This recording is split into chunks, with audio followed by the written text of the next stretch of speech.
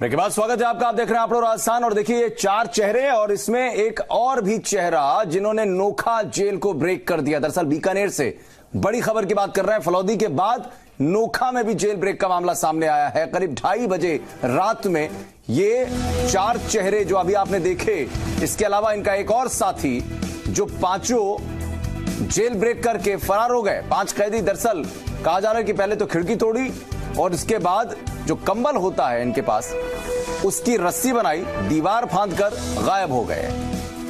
अब इनकी तलाश में सभी थानों को अलर्ट कर दिया गया है। हर तरफ चप्पे चप्पे पर नाकेबंदी कर इनकी तलाश की जा रही है। और जिले में जिस तरह से देखा जाए तो पूरा पुलिस महकमा अब इन 5 को पकड़ने की कोशिशों में जुट गया है। फरार कैदियों में 3 हनुमानगढ़ से हैं, एक जसरासर का है और एक के बारे में भी जानकारी मिल रही है।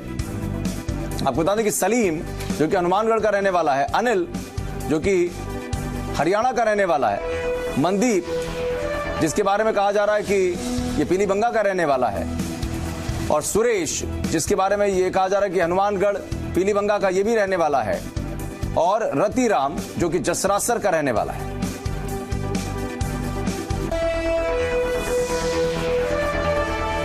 हमारे साथ जयपुर से विष्णु शर्मा और बीकानेर से रौनक व्यास इस वक्त जुड़ गए हैं बातचीत के लिए।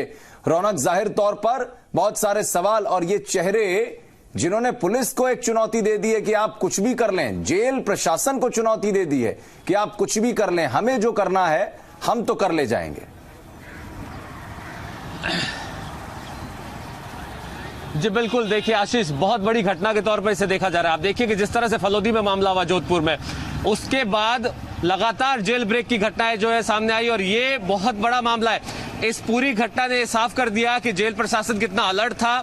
सीसीटीवी फुटेज जेल में नहीं थे, ये भी सामने आ रही है बात। साथ ही साथ आप देखिए कि जिस तरह से फिल्मी अंदाज में इस पूरी घटना को अंजाम दिया गया है, ये कई सवाल खड़े करता नजर आ रहा है। आप देखिए जो तस्वीरें हम लगातार दिखा रहे हैं, जी राजस्थान पर सबसे पहले दर्शकों तक हम तस्वीर पहुंचा रहे हैं, सबसे पहले हमने खबर दिखाई। साथ ही साथ ये हम दिखाना चाह रहे हैं कि किस तरह से जिस दीवार को फांदकर यहाँ पर कैदी फरार हुए हैं, उसके बाद एक और जो बाउंड्री थी उसको फांदा गया। यानी कुल मिलाकर जो जेल प्रशासन के दावे, जो कानून व्यवस्था के दावे, उनकी पूरी तरह से यहाँ पर पोल खुल गई है। हालांकि देखिए इस पूरी घटना ने एक बात सामने लाकर ये खड़ी कर दी कि जो दावे थे वो पूरी तरह से साफ हो गए कि व्यवस्था नाम की जो चीज है, यानी आप देखिए कि जो घटना हुई है वो कितने दिनों से इसकी प्लानिंग हुई होगी, किस तरह से इसको अंजाम दिया गया है। उसके बाद की जो तस्वीरें वो साफ है कि अभी फिलहाल नागौर, गंगानगर, चूरू, हनुमानगढ़ और साथ ही साथ आसपास के जितने जिले हैं वहां पर पूरी तरह से नाकाबंदी कर दी गई है। बीकानेर पुलिस जो है उसने तमाम थानों को अलर्ट किया है ताकि जल्दी से जल्दी इन 5 कैदियों को पकड़ा जा सके। हालांकि देखिए अगर मैं बात करूं बीकानेर से नागौर की बात करूं तो 2 घंटा का फासला है, तो कहीं ना कहीं नागौर जाने की भी खबर जो है वो सामने आ रही है।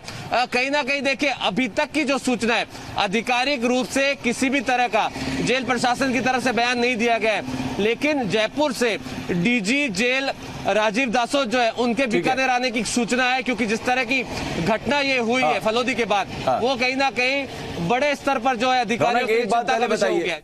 जयपुर से भी जैसा आपने कहा है कि डीजी जेल यहां पर आ सकते हैं हालात का जायजा लेने के लिए और जानकारी भी हासिल कर सकते हैं जेल प्रशासन से, लेकिन ये किन किन मामलों में यहां पर बंद थे? क्या इनकी हिस्ट्री शीट के बारे में भी कोई जानकारी मिल पाई अभी तक आपको?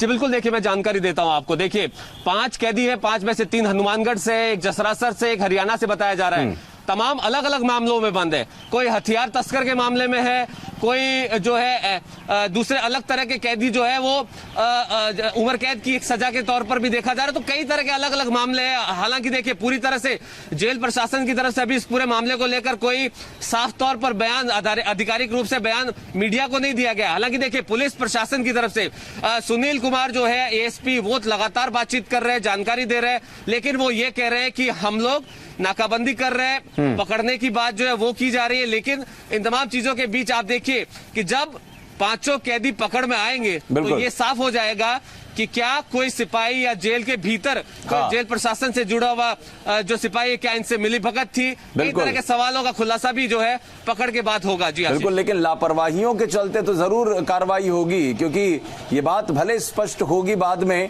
कि कौन कौन इसमें शामिल था या इनको क्या जेल से कोई सपोर्ट मिल गया। अगर नहीं भी मिला होगा तो भी एक लापरवाही तो है। जो लोग उस वक्त वहां पर ड्यूटी पर रहे होंगे, जिनकी रात में ड्यूटी रही होगी गश्त की, वो